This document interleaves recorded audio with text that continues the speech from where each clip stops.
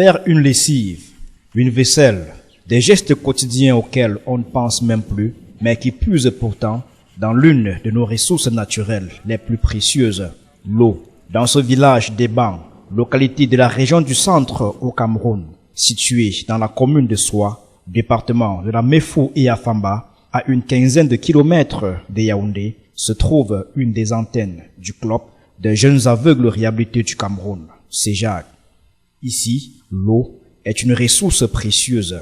Sur ce site, la construction d'un puits d'eau a été menée à son terme grâce à la contribution d'un partenaire de choix du CEJAC. Le forage à 2 robinets est équipé d'une pompe électrique, d'un cubiténaire de 1500 mètres cubes, d'un filtre et d'un puits. Descendu sur les lieux ce vendredi 23 août pour apprécier l'ouvrage, le directeur général du CEJAC, Coco Bertin, a témoigné toute sa reconnaissance à l'association bienfaitrice. Nous sommes reconnaissants à voir ensemble. Il me souvient qu'en 2015, avec Michel et Yves, nous sommes venus visiter cet endroit et à la suite de cette visite, le projet a été validé, il a été réalisé comme vous pouvez l'observer. Un message de gratitude, empreint de sincérité qui révèle là toute son importance. Car, il faut le dire, avant cette réalisation, la situation n'était pas des plus aisées. Et ce n'est pas Benoît Omba, responsable de cette antenne du CEJAC à Eban, qui dira le contraire. On avait vraiment les difficultés, vraiment pour le problème d'eau. Parce qu'on avait un puits qui avait été creusé ici, c'était ouvert. Et on tirait l'eau avec la corde sur une poulie. Donc c'était vraiment pénible pour nous de tirer un fût d'eau chaque matin. Ce n'était pas facile. Désormais, place à la satisfaction. Vraiment, nous sommes très contents de ce don. Voir ensemble nous a vraiment beaucoup aidé. C'est que vraiment on a aménagé notre puits, on a construit le château et aujourd'hui nous pouvons juste ouvrir le robinet et puiser de l'eau sans plus vraiment beaucoup de peine. L'eau coule déjà à flot. Les habitants n'ont pas pu attendre d'être invités pour s'abreuver à cette source. Les besoins en eau potable étaient trop importants. Elle sait à faire la cuisine, la vaisselle, la lessive. Depuis que cette pompe a été ouverte, je suis très contente parce que je ne me déplace plus pour venir tirer l'eau. Je peux me placer juste là avec mon seau et j'allume la pompe et l'eau se met à couler. Donc je suis très contente. Même mes soeurs, mes frères, nous tous nous sommes contents à la maison et nous remercions beaucoup le CEJAC pour ce qu'ils ont fait pour nous. Apporter de l'eau potable ici et approvisionner la population en eau de qualité est sans aucun doute un moyen durable de lutter contre les maladies hydriques et de réduire considérablement la charge de travail, en particulier pour les femmes et les enfants qui font des corvées d'eau tous les jours. En dehors d'un usage domestique, cette eau sera également utilisée de manière productive, car à un jet de pierre de là se trouvent des locaux qui serviront de ferme avicole.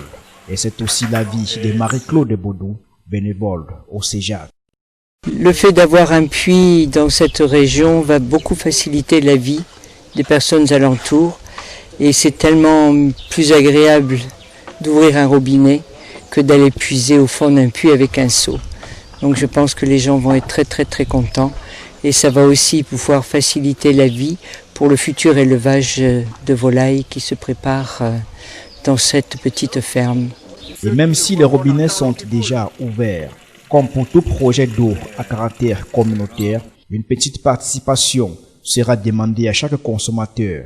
Cette contribution financière servira pour l'entretien, le paiement des factures d'électricité et la réparation en cas de défaillance du forage.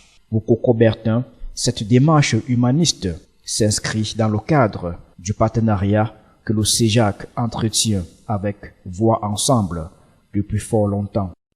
Le partenariat entre le CEJAC et Voix Ensemble ne date pas d'aujourd'hui. Je crois que ça a commencé entre 90 et 92 quand ça s'appelait encore Croisade des aveugles de France. Et j'en profite pour faire un clin d'œil à Cathy Cavaillez, à Jacques Charlin. Je voudrais saluer des amis comme Xavier Welcome ou Samuel Landier qui ne sont peut-être plus à Voix Ensemble, mais qui ont participé à la vie de Voix Ensemble et notamment aux relations du CEJAC avec Voix Ensemble. Au-delà de ce que vous voyez aujourd'hui, Voix Ensemble a accompagné des projets scolaires au CEJAC en nous appuyant avec le matériel didactique spécialisé ou encore en finançant le salaire des formateurs. Je voudrais saisir cette occasion pour exprimer toute ma gratitude. Merci à Valérie Akar et à toute l'équipe, n'est-ce pas, actuellement aux commandes de Voix Ensemble.